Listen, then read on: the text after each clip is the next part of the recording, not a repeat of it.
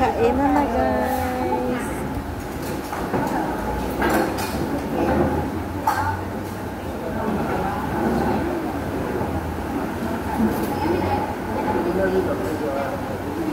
Dito kami sa 152 153A.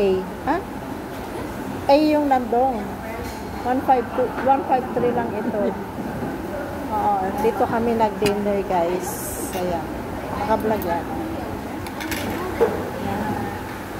Kainan. Asang fish. Ayan. Mag-asang fish naman muna tayo. Alam, maanghang na ngayon. May binigyan pa tayo ng ano. Wala kasi lang ano. Maiba naman. Yan paliguan natin. Wala na. Tayo-tayo lang naman. Sabi niya mga Pilipino. Mga Chinese hindi gumagamit ng ano. Serving spoon. Dalawa lang tayo. Chopstick. Dila dito, dila doon. Uy! Uy, sorry. Hindi naman nila maintindihan yan. Kain na. Maiba naman yung kakainin natin, hindi laging chicken.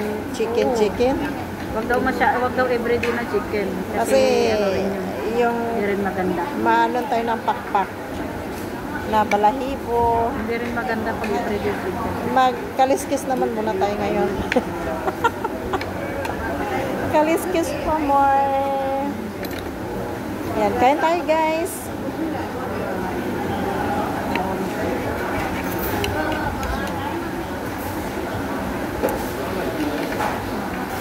Kain tayo.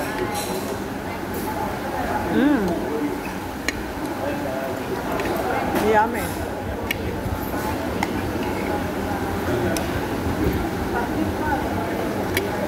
Masarap siya.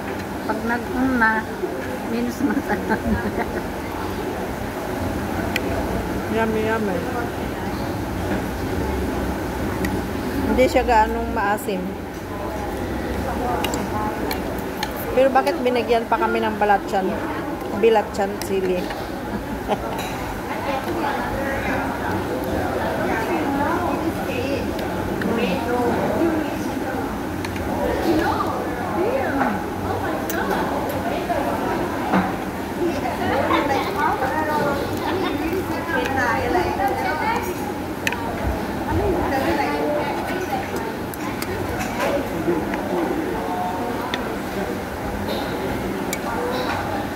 Huwag sana magreklamo yung tiyan ko ah.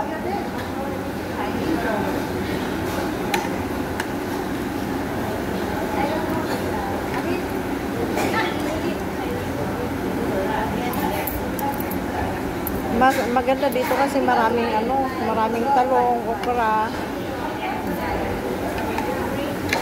Anong klaseng isda siya?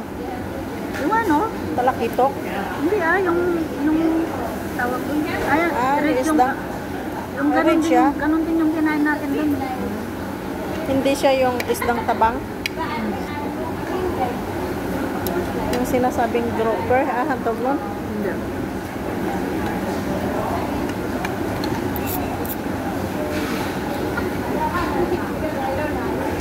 Yung sinasabing sniper? Boom. Anuin ko na to. Oo, di ba? Yun, makikita mo naman yung ano niya. Yung tawag doon. Ganyan din yung doon sa kabila. Kaso nga lang bakit nagmahal na sila 30 na. Okay. Paliguan natin. Hindi, nung bumili ako dito ng yung cereal prawn, sabi ko next time nayain ko dito sa Tigubig mga. Dito ako dati bumibili, mas maganda yung ano nila dito, yung Thai chicken rice. Sarap sila din dito. Pero, siyam-siyam, ang problema dito, ang tagal. Pagpunta mo dito ng yung mga alas 5 na, maraming nag-order. Minsan, tatawagan na ako ni Apong.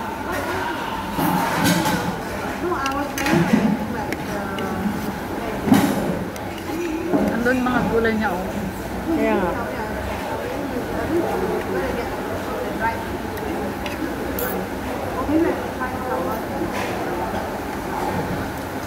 pala nagbigay ng ano kasi matabang yung meat niya. Misim lang kasi nila eh. Hindi na nila yan.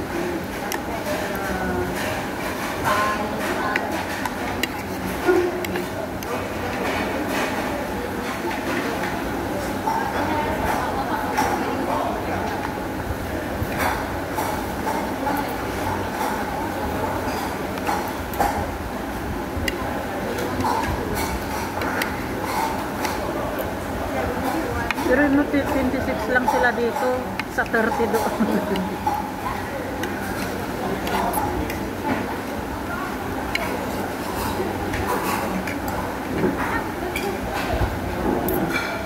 Saka hindi pa maraming tao.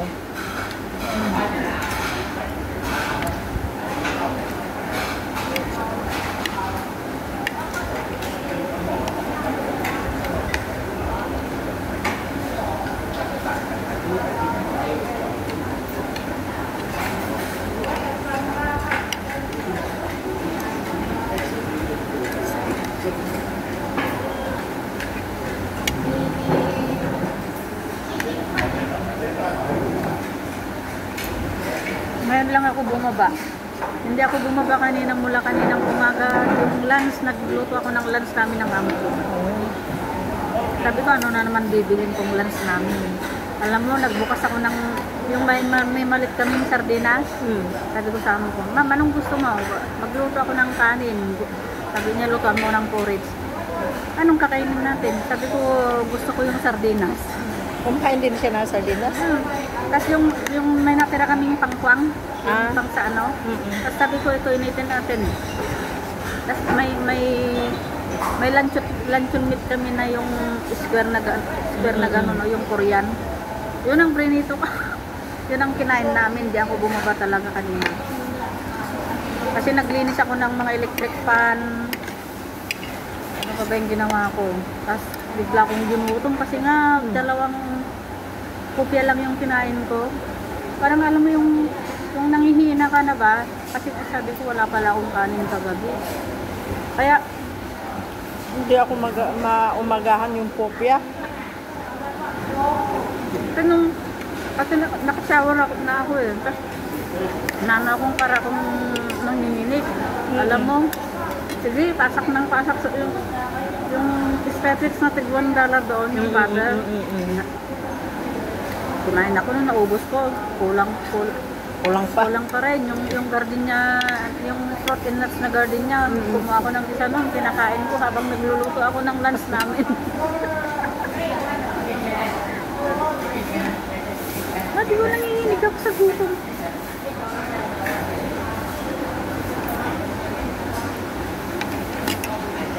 Yun na nga, ako. Hindi ako yung tiyan ko hindi kumakalam. Pero nanginginig ako pag gutom ako. Oo, ganun din ako, nanginginig ako. Kaya, sige, pasak ka. Kung ano nang nandun, pasak sa bunganga.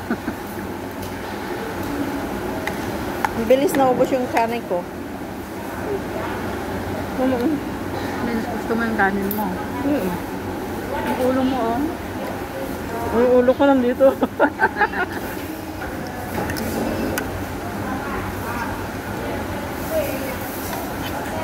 Oo, ayoko yung gusto ko yung may mga sa buto-buto. Ano nga? Craving granted.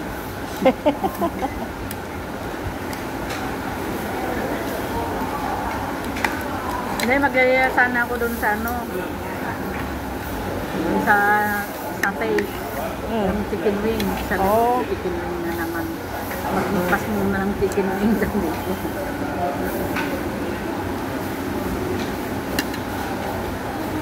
Nakala ko nga, yayain mo ako sa McDo eh. Kasi puro ako fries.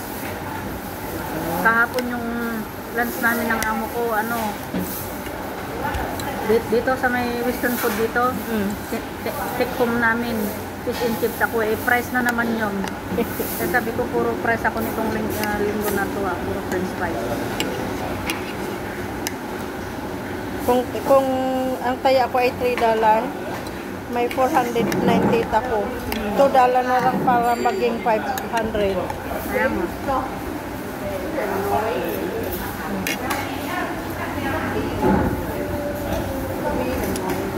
Okay guys, thank you for watching. Dito na magtatapos ang ating vlog. Okay, bye.